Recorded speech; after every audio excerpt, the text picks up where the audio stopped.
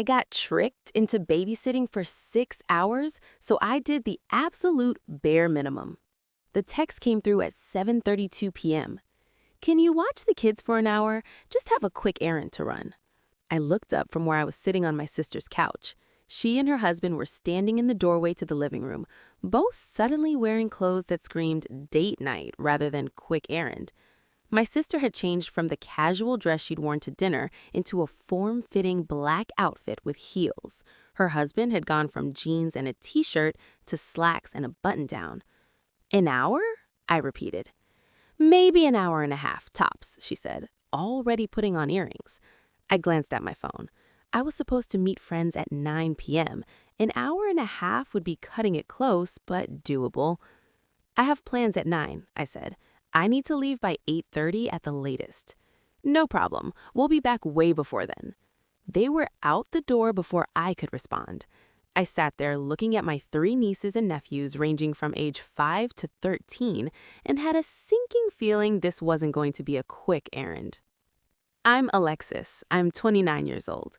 My sister Vanessa is 38, married with 3 kids. We have a decent relationship, though she has a habit of taking advantage of people's kindness. Tonight was supposed to be a simple family dinner. My parents had been invited over, we'd all eaten together, it had been nice. After dinner, my mom and I had cleaned up the kitchen while my dad and brother-in-law entertained the kids in the living room. Then my parents left around 6:30, citing an early morning tomorrow. 20 minutes later, my sister and her husband emerged in date night attire, asking for a quick favor. This wasn't the first time they'd done this. They'd invited me over for family dinners before, waited until my parents left, then suddenly needed to run an errand for an hour or two. Usually, I didn't mind. I didn't typically have plans, and I liked spending time with my nieces and nephew. They were good kids, energetic but generally well-behaved. But tonight, I'd specifically told my sister when she invited me that I had plans afterward, that I could come for dinner but needed to leave by 8:30. She'd said that was fine, that dinner would be early and I'd have plenty of time. And now, here I was, watching 3 kids while she and her husband went on what was clearly a date night disguised as errands. At 7:45, I texted my sister, "Hey, just checking in, I need to leave by 8:30. No response. At 8 o'clock, I called. It went to voicemail. At 8:15, I called again, still voicemail. At 8:30, I texted my friends. Sorry, got stuck babysitting. Going to be late, but I'll try to make it. At 9 o'clock, I texted my sister again. Where are you? You said an hour. It's been over 2 hours. No response. At 9:15, I called my brother-in-law's phone. Voicemail. At 9:30, I texted my friends again. Can't make it, sorry. And then I made a decision. I'd agreed to watch the kids for 1 hour, maybe an hour and a half. It had now been over 2 hours. My sister wasn't responding to calls or texts. She'd clearly lied about how long they'd be gone. I was no longer obligated to be the perfect babysitter. My new goal? Keep the kids alive until their parents got home. That's it. That's the only responsibility I felt I owed to someone who lied to me and abandoned their children with no communication. The kids had been great so far. The oldest, Milo, was 13 and had been playing video games in his room. The middle child, Harper, was 12 and had been reading. The youngest, Finn, was 5 and had been watching cartoons. Around 8 p.m., Harper had come downstairs asking if she could watch something else. "What do you want to watch?" I asked. "Can we watch Stranger Things? Mom never lets me watch it, but everyone at school talks about it."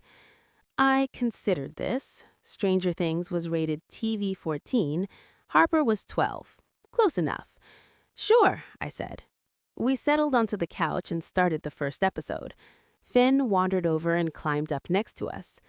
"I want to watch too." "This might be too scary for you, buddy." "I'm not scared of anything." Famous last words from a 5-year-old. Around 9:30, Milo came downstairs. "Can I have a snack?" "Sure, what do you want?" "I usually make grilled cheese." "Cool, want me to help?" "Nah, I can do it." He started heading toward the kitchen. I should have supervised, should have made sure a 13-year-old didn't burn the house down making grilled cheese.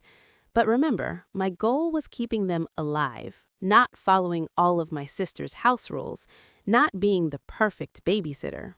Just alive.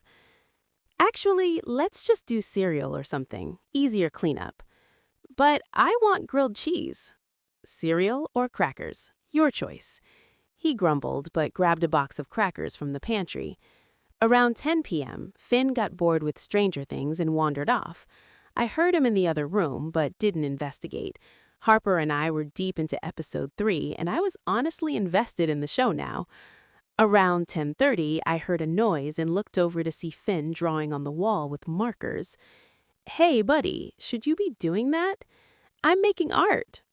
I considered the situation. The wall was already marked up. The marker was washable. My sister had abandoned her children with no communication for over 3 hours at this point. Cool. Just stay in that area, okay? Don't draw on any other walls. Okay. Harper looked at me with wide eyes. Mom's going to freak out. Your mom's been gone for 3 hours when she said 1 hour. I think she'll survive some washable marker. Around 11 p.m., Finn finally crashed. He came over to the couch, climbed up next to me, and fell asleep. I should have carried him to bed, should have gotten him into pajamas, should have made sure he brushed his teeth. But he was alive and asleep. Good enough. Harper and I kept watching Stranger Things. We were on episode 5 now and both completely hooked. "This is so good," she whispered. "Why doesn't Mom let me watch this?" Probably because it's scary. It's not that scary. You're 12. You can handle it. Around midnight, Milo came back downstairs. You guys are still up? Your parents still aren't home, I said. What? Where are they? No idea. They said they'd be gone an hour. That was almost 5 hours ago. Should we call someone? I've called them multiple times. They're not answering. Milo looked concerned, then he shrugged. Can I keep playing Fortnite? Sure. Your mom usually makes me stop at 9. Your mom usually doesn't abandon you with no communication for 5 hours. Fair point. He went back upstairs. I heard video game sounds resume. Harper and I kept watching. Finn kept sleeping on the couch. At 1:07 a.m., I heard the front door open. My sister and her husband walked in, laughing about something, clearly having a great time. They stopped when they saw me on the couch with Harper still awake, and Finn crashed next to us. "You're still here?" my sister said, as if she was surprised. I stood up carefully, trying not to wake Finn. "Where the hell have you been?" "We lost track of time. I'm so sorry." "You said 1 hour. 1 hour. You've been gone for over 6 hours." I know. I'm sorry." "I called you multiple times. I texted. You didn't respond to anything. My phone died." "Both of your phones died at the same time for 6 hours?"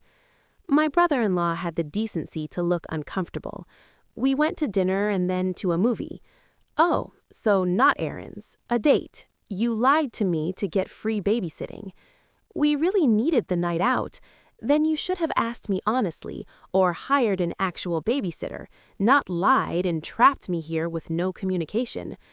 "You're right. We're sorry." I grabbed my bag. "Your kids are alive. You're welcome." I walked past them to the door.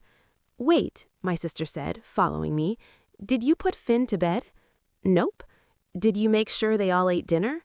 "They had snacks." "Did you—" She paused, looking at the wall where Finn's marker drawings were visible. "Did he draw on the wall?" "Yep." "And you just let him?" I turned to face her. "I kept your kids alive for 6 hours when you said 1 hour. I didn't make them a hot meal on the stove because I didn't want them to burn the house down. I didn't put your 5-year-old to bed because I was busy making sure he didn't hurt himself. I did exactly what you're paying me for this job." "We're not paying you." "Exactly. You lied to me, trapped me here, ruined my plans with my friends, and didn't pay me. So you got the bare minimum. Your kids are alive and safe. Mission accomplished." I walked out. The next morning, my phone started blowing up. My sister, "I can't believe you let Finn draw all over the walls. Do you know how hard it is to get marker out?" Also my sister, "Harper told me you let her watch Stranger Things. She's 12. That show is way too scary for her." Also my sister, "Milo said he was up until after 1 a.m. playing video games. He has school today and he's exhausted." I didn't respond to any of them. Then my mother called. "Alexis, your sister told me what happened last night." "Did she tell you she lied to me about how long she'd be gone?" "She said they lost track of time." "For 6 hours, Mom? They went on a date. They got dressed up, went to dinner and a movie, and left me with 3 kids after lying about it being a quick errand.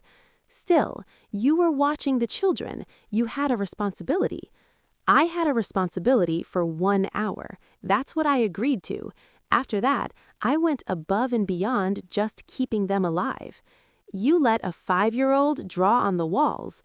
"I let a 5-year-old stay awake and occupied while his parents were unreachable for 6 hours." "You let Harper watch an inappropriate show." "I let a 12-year-old watch a show rated for 14-year-olds, hardly child endangerment." "You let Milo stay up until 1 in the morning." "I let a 13-year-old stay up until his parents finally came home from their lie of an errand." My mother was quiet for a moment. "Your sister is very upset." "Good, she should be. She lied to me, took advantage of my kindness, and ruined my plans. She's lucky I stayed after the first hour." Family helps family. Family also respects family. Family doesn't lie and trap people into free babysitting. You're being very selfish about this. I'm being honest about being used. There's a difference. I hung up. Over the next few days, the messages kept coming. My father weighed in, saying I should have been more responsible regardless of the circumstances. My sister's friends, who she'd apparently told her version of the story to, were commenting on social media about how irresponsible younger siblings can be. My brother-in-law sent a carefully worded apology that essentially boiled down to, "Sorry you felt deceived, but we really needed the night out." The only people who weren't mad at me were the kids. Harper sent me a message, "Thanks for letting me watch Stranger Things with you. That was fun. Mom's still mad, but I don't think it was that scary." Milo texted, "Mom said I can't play Fortnite for a week because I stayed up too late, but it was worth it. Thanks for not being a narc." Finn's mother sent me a photo of his wall drawings with the caption, "Look what you let him do." But honestly, the drawings were kind of cute. Stick figures and what might have been a dinosaur. 2 weeks later, my sister invited me to another family dinner. I declined. She called me. "Why won't you come?" "Because I don't trust that it's actually just dinner." "It is, I promise. Mom and Dad are coming too." "Will you need me to babysit afterward?" Silence. "I thought so." "Alexis, come on. We said we were sorry." "You said sorry for getting caught lying, not sorry for actually lying." "That's not fair." "You know what's not fair?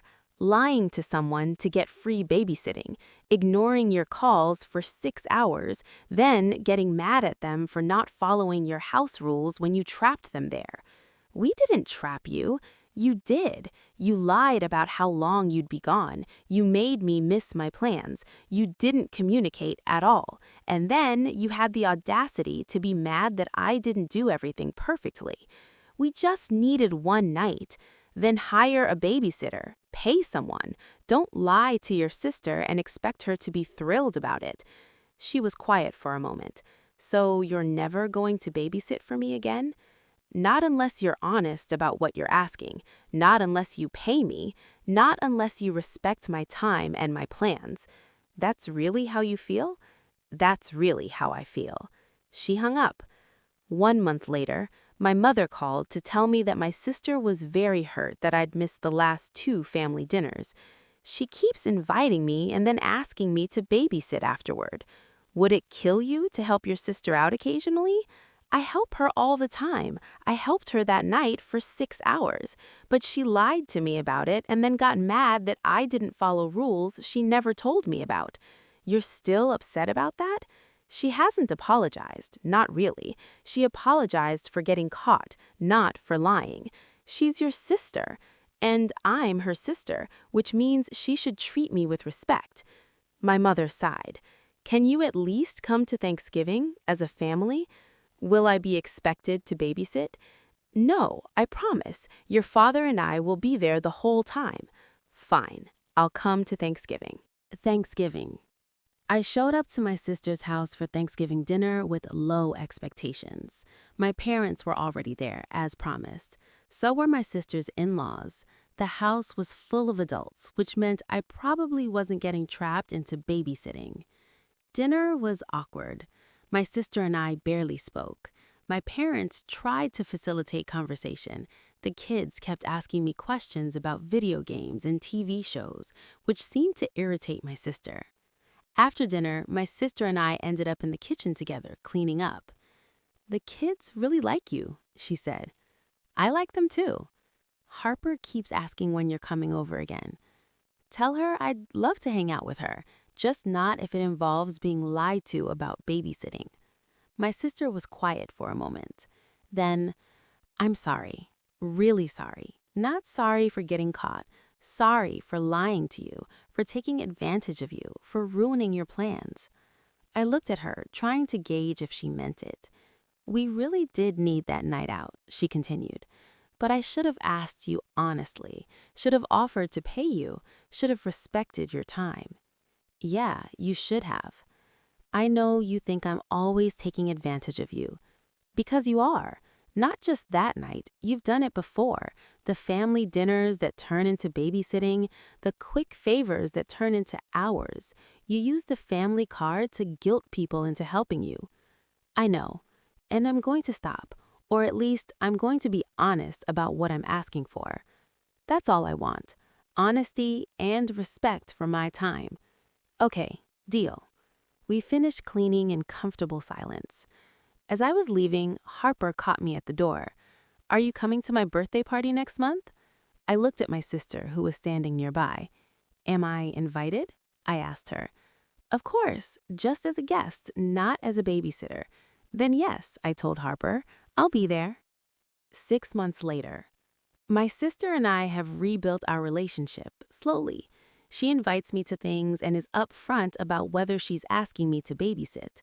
When she does ask, she offers to pay me, or at least gives me a heads up so I can plan accordingly. I've babysat a few times since that night, with clear terms, agreed upon times, and actual communication when plans change. The kids and I have our own relationship now. Harper and I text about TV shows. Milo sends me memes about video games. Finn shows me his artwork, now mostly on paper instead of walls. My parents have backed off, finally understanding that I wasn't being unreasonable that night. And my friends think the whole thing is hilarious. They've started calling me the bare minimum babysitter and jokingly ask if I'll keep their kids alive for 6 hours with no rules. Today. Last week, my sister called me with an unusual request. "Hey, I know this is last minute, but could you watch the kids Friday night?" "What time and for how long?" 7 to midnight. We have tickets to a show." 5 hours? "Yeah, I know it's a lot. We'll pay you $100. "Okay, that works." "Really? You'll do it?" "Yeah, you're being honest about what you're asking for. You're giving me notice. You're offering to pay. That's all I wanted." "Cool, thank you. Seriously." "No problem. Will you follow the house rules this time?" "Depends. Are the house rules reasonable?" She laughed. "Yes, no drawing on walls, no horror shows for Finn. Milo's screen time is until 10. "I can handle that." "Thank you." "You're welcome." And that's the thing about respect. Once you demand it, once you show people you won't be taken advantage of, relationships actually get better. My sister learned that she can't lie to me and expect me to be okay with it, that she can't take advantage of family just because we're related, that my time and plans matter just as much as hers. And I learned that sometimes you have to be the asshole to teach people how to treat you. That night when I did the bare minimum wasn't me being irresponsible, it was me setting a boundary, showing my sister that lies have consequences, that taking advantage of people doesn't work out well. Sure, there was marker on the walls. Sure, Harper watched a show that was slightly too mature. Sure, Milo stayed up too late. But you know what else happened? My sister never lied to me about babysitting again, never trapped me with no communication, never disrespected my time and plans. So yeah, I did the bare minimum that night, and it was exactly what the situation deserved.